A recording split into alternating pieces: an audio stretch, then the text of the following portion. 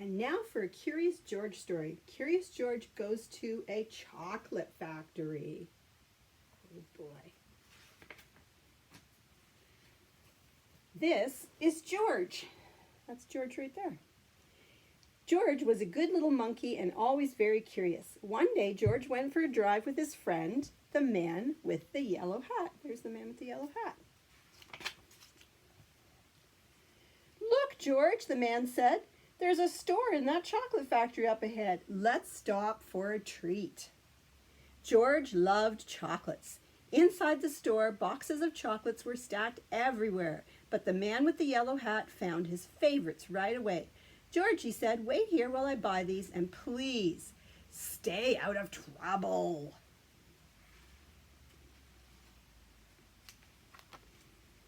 George looked around the store.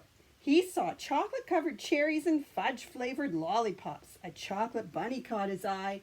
Then something else caught his eye. What were all those people looking at?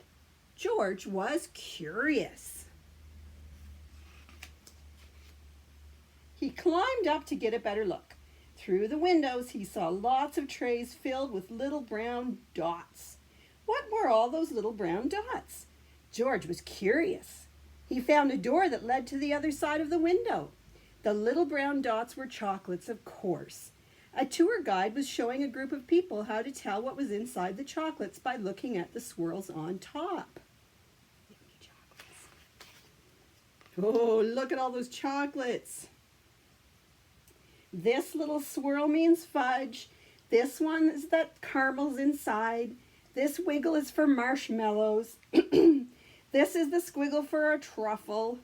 This one is for nougat. The sideways swirl is for orange fluff. And this one is for George's favorite, banana cream. George followed the tour group until they came to a balcony overlooking a room where the chocolates were made. Down below, busy workers picked the candy off the machines and put them in boxes.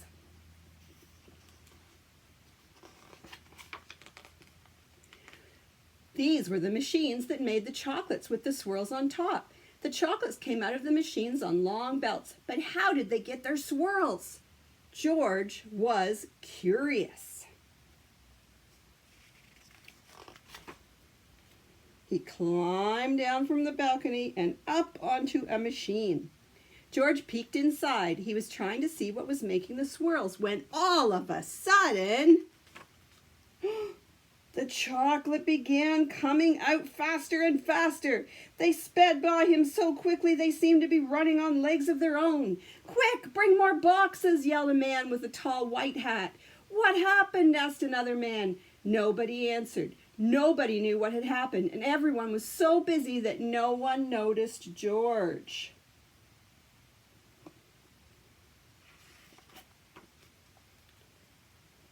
The workers began to fall behind, and the candy began to fall off the end of the belt.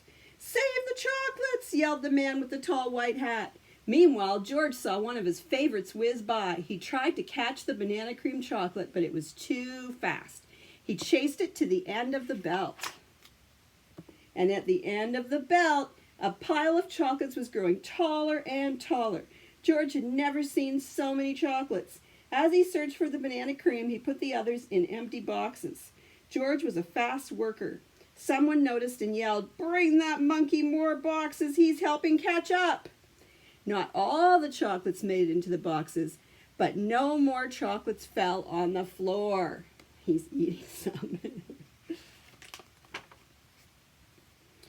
Just when George and the workers were all caught up, the tour guide ran in with the man with the yellow hat.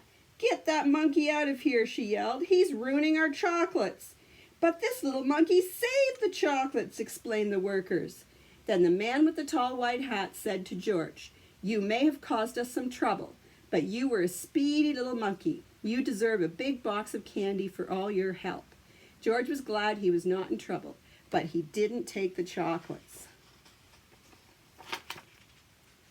Back in the parking lot, the workers waved goodbye as George and his friend got into their little blue car.